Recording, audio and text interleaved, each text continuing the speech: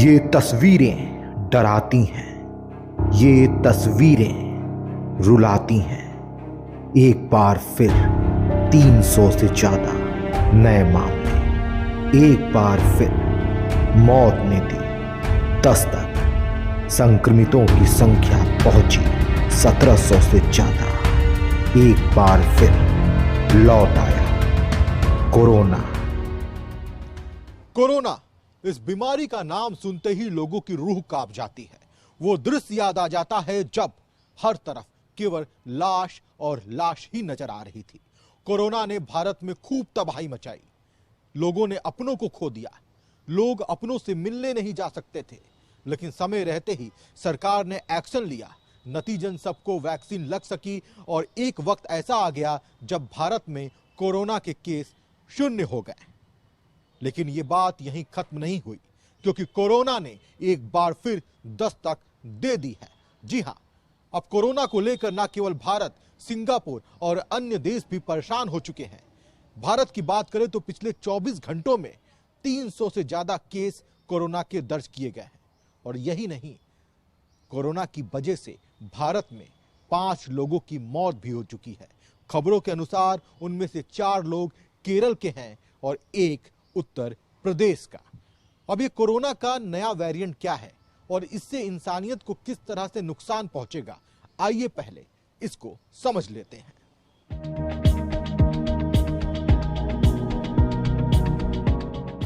ठंड के साथ एक बार फिर कोरोना ने दस्तक दे दी है।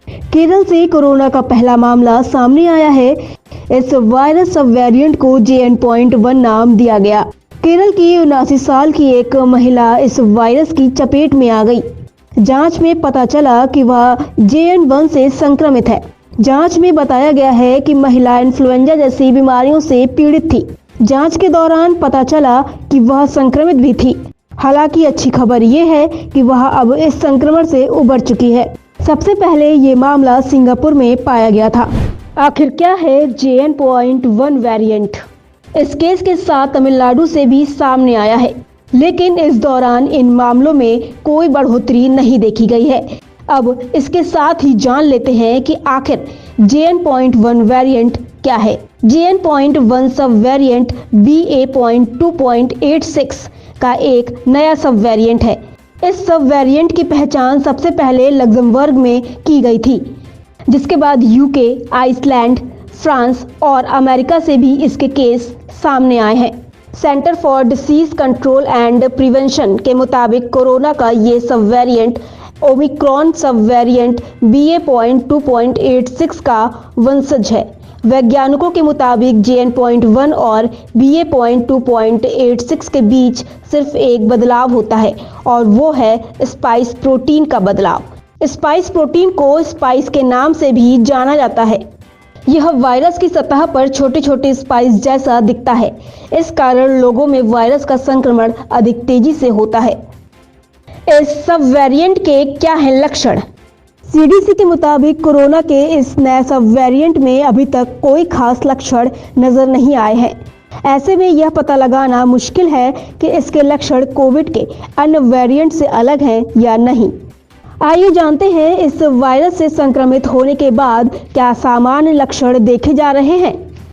अगर कोई व्यक्ति इस संक्रमण से संक्रमित हो जाता है, उसे बुखार, लगातार खांसी, जल्दी थक जाना, बंद या बंद नाक, नाक बहना, दस्त और सिर दर्द की समस्या है, तो आपको जांच कराने की जरूरत है।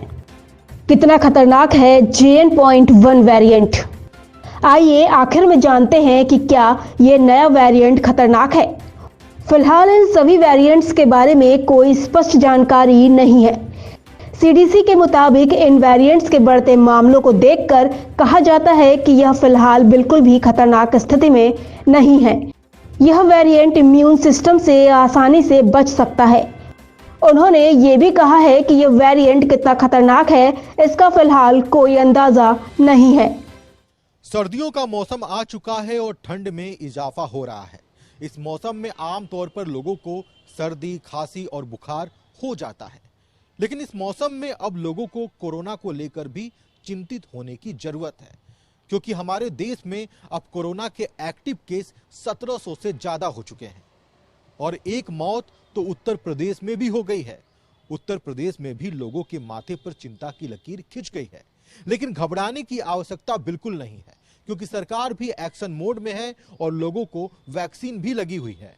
फिर भी कोरोना से बचने के लिए उन्हीं नियम को एक बार फिर से पालन करने की आवश्यकता है। 6 गज की दूरी और मास्क है जरूरी। भीड़ भाड़ वाले इलाकों में जाने से बचें और भीड़ लगाना भी बंद करें।